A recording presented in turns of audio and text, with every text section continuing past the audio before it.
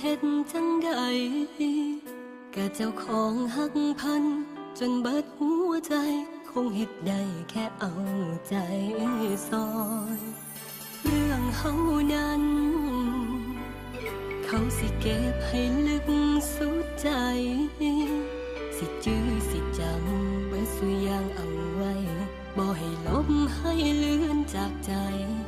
ให้เจ้าของโชคดี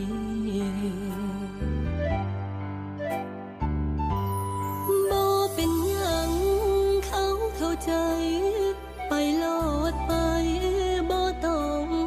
ห่วงอย่างหลายก็เป็นบ้าปวง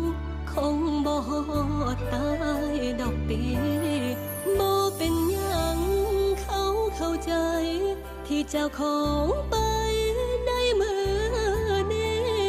ขอบใจหลายที่ยัง